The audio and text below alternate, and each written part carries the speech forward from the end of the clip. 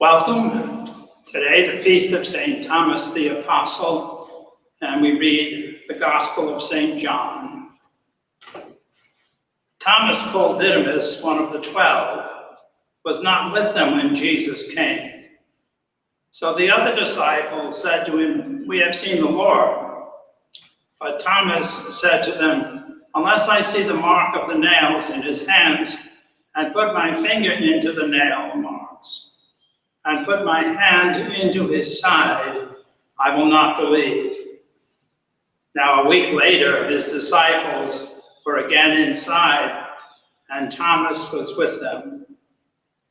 Jesus came, although the doors were locked, and stood in their midst and said, "Peace be with you."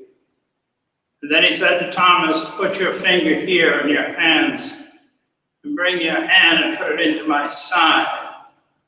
And do not be unbelieving, but believe." Thomas answered and said to him, "My Lord and my God." Jesus said to Thomas, "Have you come to believe because you have seen me? Blessed are those who have not seen and have believed." The Gospel of the Lord.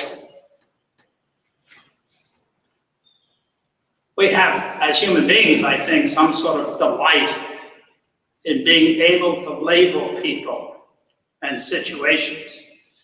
And if it's a negative label, there seems to be more affinity or attraction to that.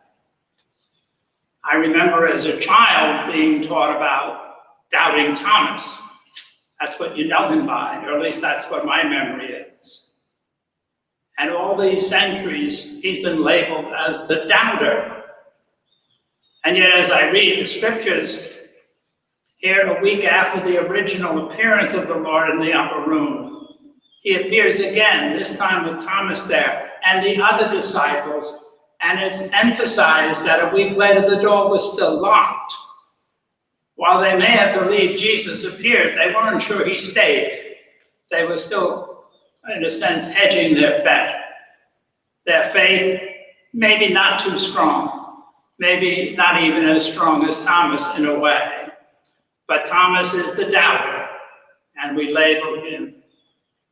But maybe Jesus was using this moment not simply to point fingers at Thomas and his doubting, but rather to help us understand in our doubt, in our fears, in our hesitations, through our journey of life, where there are days when we say we believe, but act as if God is nowhere near.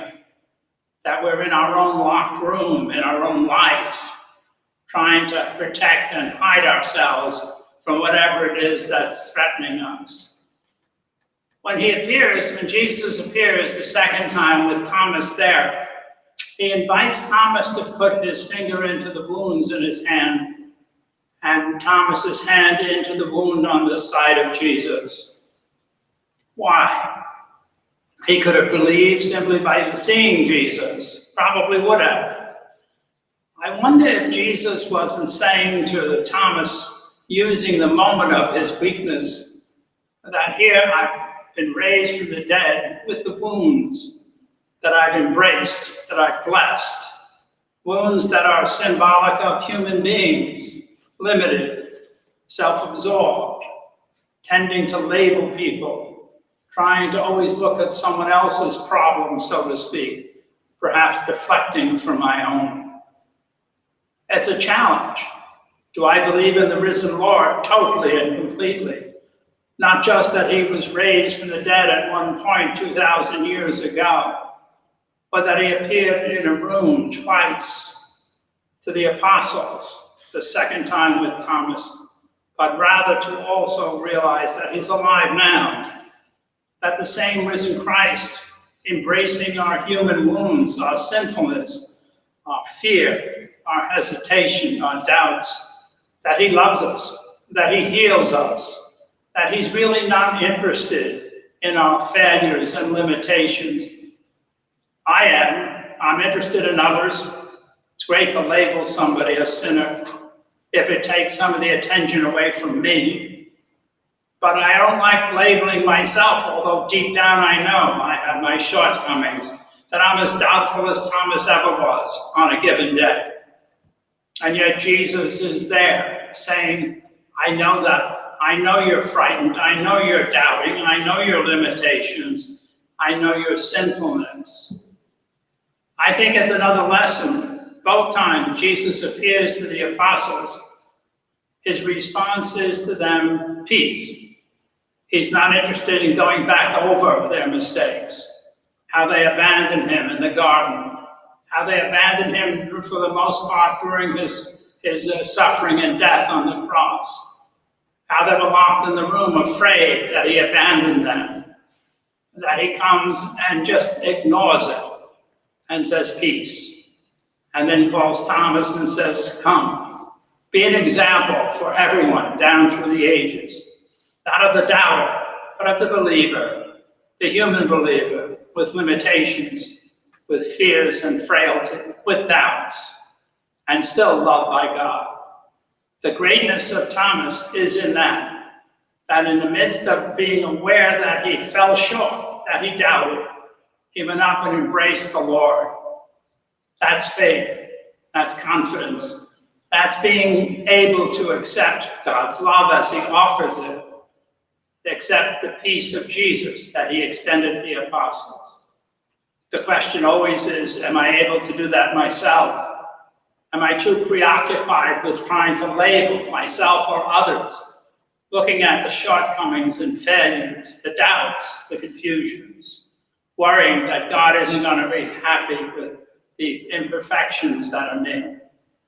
And so we look at that and we ask the Lord to continue to help us through the intercession of St. Thomas, not to cure us of our doubts, but help us to work through them, to move forward and embrace the risen Christ, the wounded Christ, the Christ that says to us in the wounds that he loves us as he has embraced us totally and completely.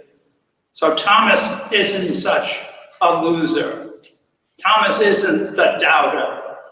He's one of all of us, human, limited, and yet great faith, great courage, and above all, he had the openness and ability to accept the love and the compassion and the forgiveness of the Lord.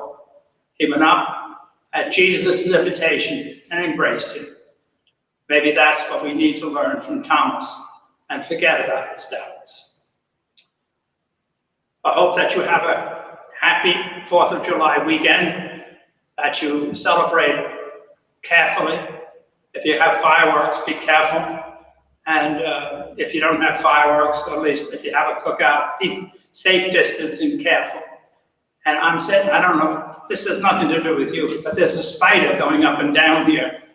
It's driving me crazy. It's a little bitty one. But while you go, I'm going to stay here and see if I can talk to this spider to get out of my sight of vision so I'm not so distracted. Have a wonderful